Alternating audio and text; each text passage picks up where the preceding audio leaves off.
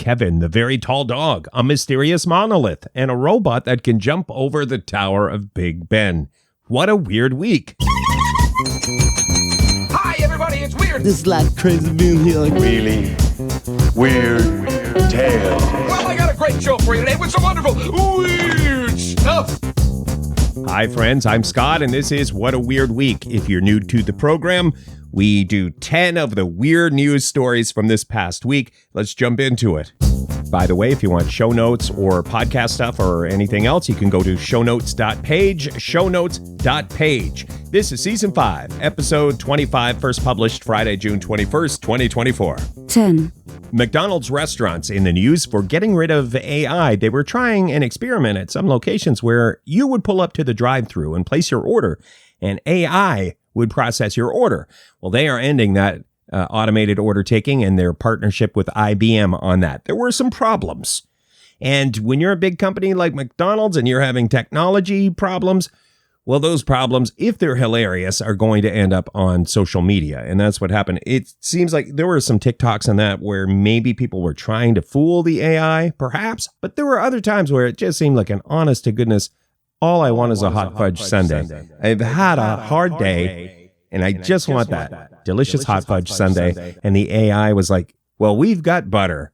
Please pull up and get your butter. So AI not working out in that scenario for McDonald's at the drive-thru. This is one of those, they say AI is coming for all our jobs and the robots will be starting the uprising any moment. But this is one situation where the AI is out and the human beings are back in. We need a robot to clean the milkshake machine, though, eh? That's not a job. It's not fun, that job. Some kind of Shake-O-Matic 5000 robot that just rolls in and keeps the milkshakes flowing. Hot take on shakes. 9. Another weird monolith was in the news this past week. This one was found in the Nevada desert. It's a reflective metal mirror. And it looks very similar to other monoliths that have been discovered. The theories, if you haven't heard, you're like, what other monoliths? Well, I'll catch you up. Other places, there were also monoliths discovered. And the theory is art installments or some form of alien technology that looks very much like an art installment. And I guess that's kind of the whole story. If you want to see photos, you can click the show notes or go to shownotes.page. If it is art, I've gone on record before. I don't understand art, so I don't understand why monoliths, first of all. It's an interesting shape, don't get me wrong, but how did they settle on monoliths? And then how did they get organized? If this is art, did one person think, hey, a monolith would be cool? That's some cool art. And then other people stole that idea? Or is there a cabal of monolith artists? There are still some unanswered questions here. Up next is a cool jumping robot story, or is it? Is it just clickbait? You be the judge next.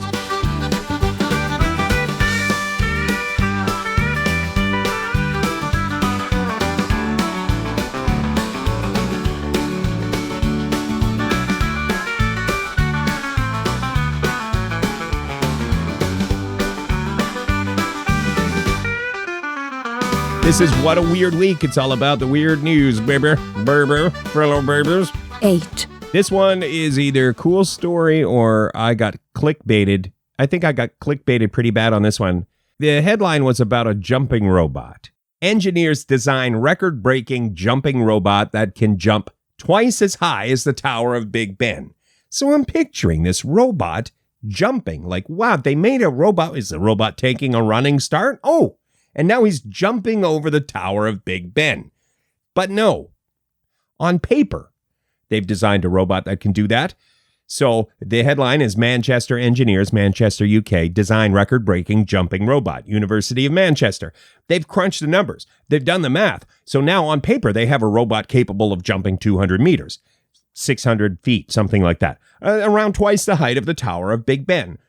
When this gets made and performs that jump, it will shatter the current jumping robot record of 33 meters, 60 feet, something like that, between 60 and 70 feet. So that will be amazing. So I click this thing and I'm like, wow, I'm a little bit terrified to see this crazy jumping robot. I'm ready to tremble in fear at this jumping robot. But it was just how they figured out a workable design. And now, probably they're going to need like $19 trillion in funding before they get this robot jumping. I don't know. They do say the robot will perhaps be able to save people. You know, you can imagine a scenario where someone's trapped on top of the tower of Big Ben, right? Maybe there's fire all around the base of the tower. No human can get in there, but bring in the jumping robot. That's just one scenario. I think that robot would be a hero. A jumping hero. 7, Last week after we published our episode, Kevin the dog made news. Kevin is the world's tallest dog, so we want to send a shout out to Kevin, a gentle giant who is afraid of the vacuum cleaner. Kevin the Great Dane stands 3 feet 2 inches tall, tallest dog in the world. Got his name from Kevin in the Home Alone movies. Anyway, Kevin the Great Dane, well done. Way to be tall. Who's a good boy? Okay, next, in Wales, they are looking, oh my gosh, you guys, this one for real. They're looking at a law that would change everything, revolutionize our world, I think.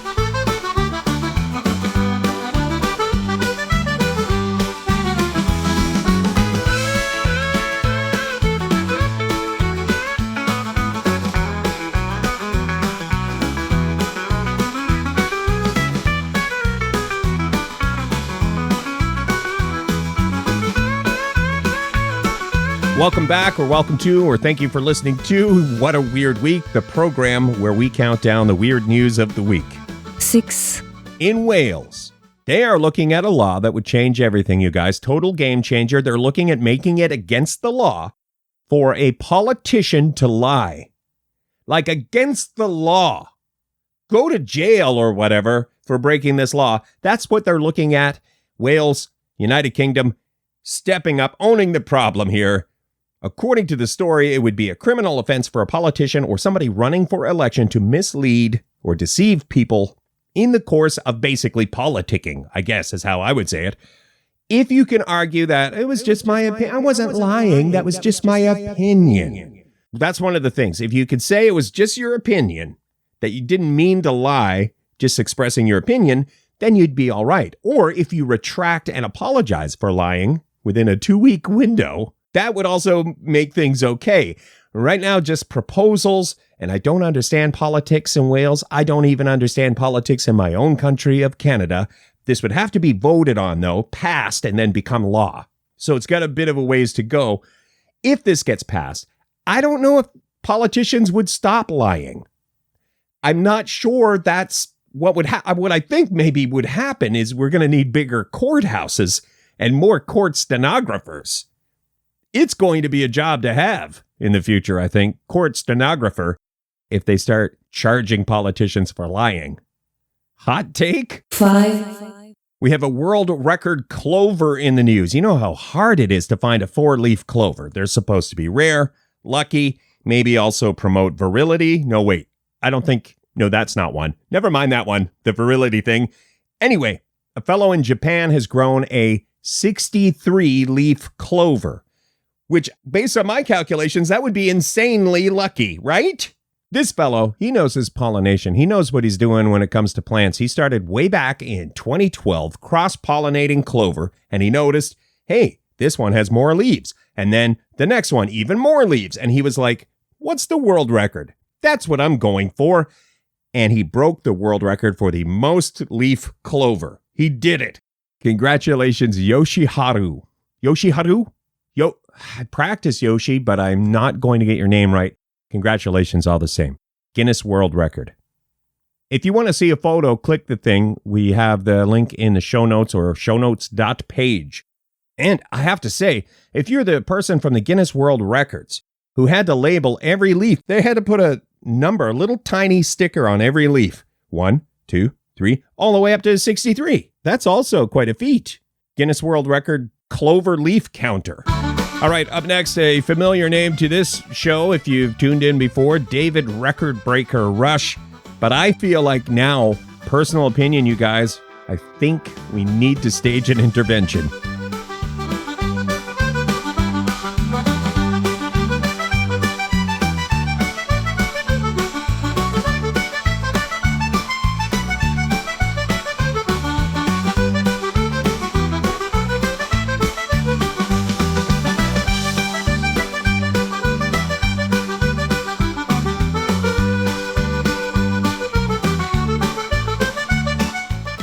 Thank you for listening. This is What a Weird Week, a show about weird stuff from the news. 4, Okay, we've talked about David Rush before. David Record Breaker Rush is the guy trying to break the world record for having the most Guinness World Records, the most concurrent records. So every week he's in the news breaking another record. He always shines a light on STEM education, so I think that's great. But now I think one of us has to stage an intervention because this week he's in the news for breaking his own record. He already had it, but then he went ahead and beat it anyway.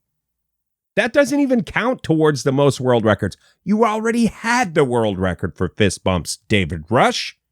Why are you breaking your own record? Anyway, fist bumps in 30 seconds. Imagine what kind of a number are you in your imagination? How many fist bumps are you doing? A dozen? Oh, 30. Of course you can get 30 in.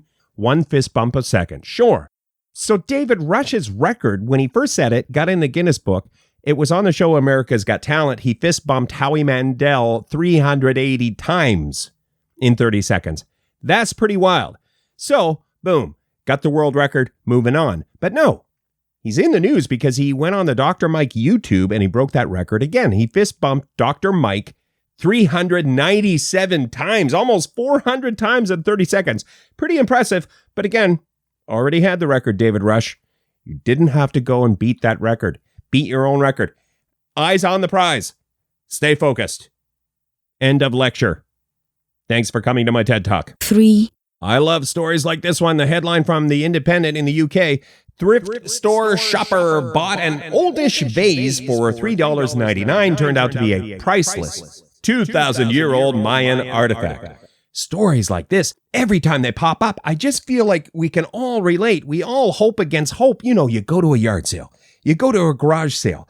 You're at the thrift store and something catches your eye. I have terrible taste. If something catches my eye, I know deep down it's garbage, right? But that little voice inside my head is always like, oh no, you've got a great eye. That's probably worth millions. And everybody in this store is just walking by the salt shaker that looks like a miniature Paul Bunyan. Anyway, the voice in my internal dialogue there. But sometimes that really happens. And I love it when it does because it gives us all hope. A lady named Anna was thrift shopping in Washington, D.C. She bought something for $4 a few years ago. Now, the story's in the news this past week because of what happens next. She thought this thing was just a copy, just a cheap imitation. So for like 5 years, something like that, this vase is just at her house. And then she went to a museum. And the museum had similar things. Basically, Anna saw the vase at the museum and thought, wait a second, that's my vase. My vase is exactly like that. So she did some legwork when she got back to Washington, D.C. The vase turned out to be priceless. The story, this is where I always like it to be like, and then they gave her $32 million. The article doesn't get into money, if any money changed hands. It does say the vase was given back to the good people of Mexico. I guess my only thing, I like that story a lot, happy ending, but how did that vase get into a thrift store in Washington, D.C. anyway? That's a mystery. I'd like to know that. All right, hang on. We're going to break one of our only rules on the podcast, which is never talk about religion. And we're going to do it next because it's kind of funny.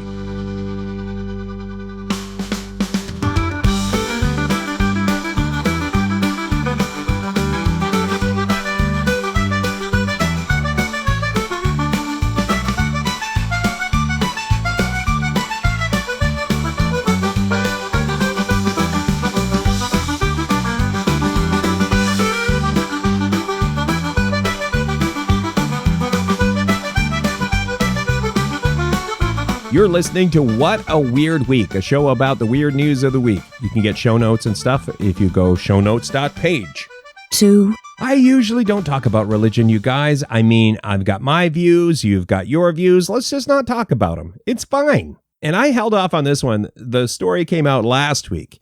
Maybe I was a bit nervous, but let's go. Let's get into it. It involves the Pope. Pope Francis has made headlines because he advised priests to keep their homilies short. So basically, no long sermons. No longer than 8 minutes is the quote from the article. I don't know if you attend a regular church service, but I'm not sure how your minister would fit in there, your priest, your spiritual leader. Some would be able to do that, no problem. 8 minutes, cut it off. Some, that would be more difficult. The Pope referred to people falling asleep. You don't want people to fall asleep in church. It's true. That's kind of a bad look. At my church, the pews are not very comfortable. If you manage to fall asleep in one of those pews, there were some extenuating factors. Maybe you stayed up late the night before, but also maybe the sermon's running a little long. That's one of the signs. Honorable mention. Today's honorable mention is the Netflix zones, or I don't know what to call them. They're coming to a couple of places in the United States. They're going to Pennsylvania. They're going to Texas, Dallas, Texas. It's not like a theme park, but I don't quite understand. Can't quite wrap my head around it. It's, to me, Netflix is this thing where I press button, I watch thing. But now Netflix is going to be a whole night out experience. You'll be able to go out and shop in places inspired by Bridgerton or Stranger Things or Squid Game. So you'll go out and shop in a Squid Game land? I didn't make it all the way through that show, but my understanding is it's rather violent, isn't it? So you could go out, get a bite to eat, do some shopping, immerse yourself in the world of your favorite Netflix show. At first I was like, it seems like a publicity stunt or something, but maybe Netflix has a whole other side to their business now where they're getting into retail and dining. They talk about in the article about, you'll have a chance to do the Glass Bridge Challenge from Squid Game. What even is that? I didn't watch. Will I lose the Glass Bridge Challenge because I didn't watch the show and I just wanted a slice of pizza? Anyway, honorable mention, Netflix. We'll put a link in the show notes if you want to find out more. Hang on, our number one story is next.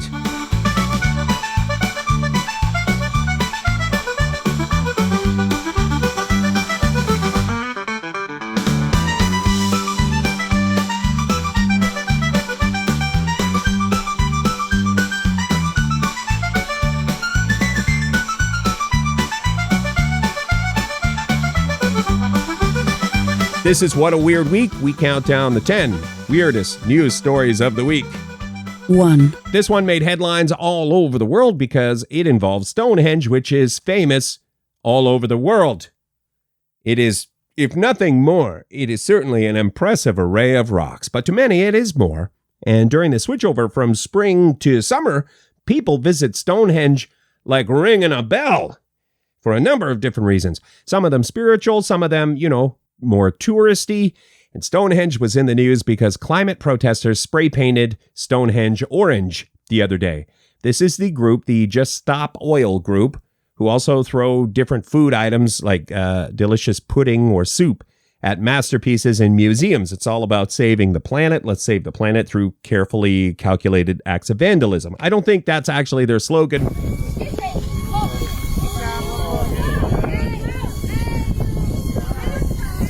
It's a little bit of the video. They video all the stuff they do, and people are trying to stop them from spraying. I guess it's more like orange dust that sticks to the rock. The intention was it would wash off in the next rain.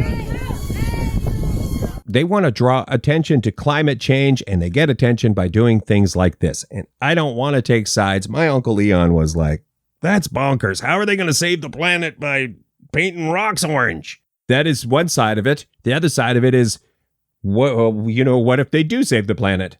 The BBC has said there was no permanent damage. So it looks like Stonehenge is going to be okay, you guys.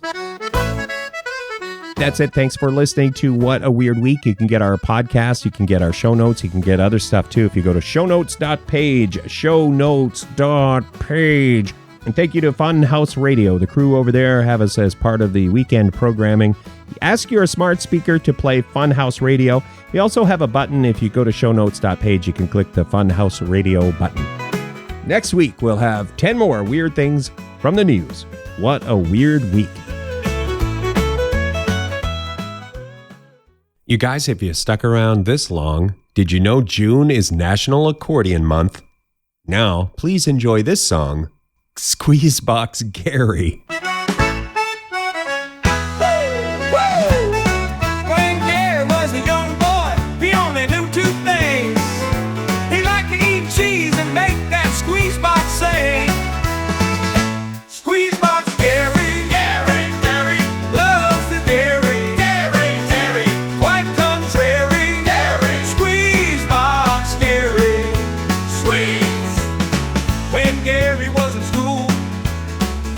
teacher said to him, Gary played a squeeze box.